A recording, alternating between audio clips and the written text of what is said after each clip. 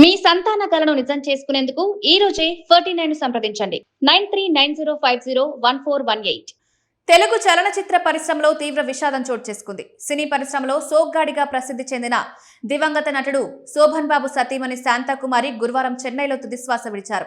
గత కొంతకాలం వయోధిక ఆరోగ్య సమస్యలతో బాధపడుతున్న శాంతాకుమారి 4 రోజుల క్రితం చెన్నైలోని ఓ ప్రైవేట్ ఆసుపత్రిలో చేరారు.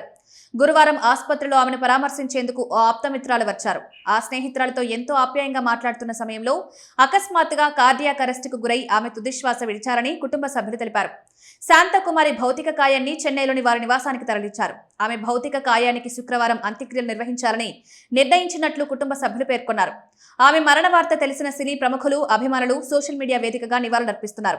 తెలుగు సినీ పరిశ్రమలో క్రమశిక్షణకు, ఆదర్శవంతమైన జీవితానికి మారుపేరుగా నిలిచిన శోభన్ బాబు, శాంతాకుమారి దంపతులకు ఓ కుమారుడు, 3 కుమార్తెలు ఉన్నారు. శోభన్ బాబు సినిమా రంగంలో అగ్రహీరోగా ఎదిగినప్పటికీ ఆయన సతీమణి శాంతాకుమారి ఎప్పుడూ ప్రచారానికి దూరంగా నిరాడంబరంగా జీవితాన్ని గడుపుతూ ఆయనకు కొండంత అండగా నిలిచారని సన్నిహితులు చెప్తారు. 2008 సంవత్సరంలో శోభన్ బాబు గుండెపోటుతో ప్రాణాలు విడిచిన సంగతి తెలిసిందే.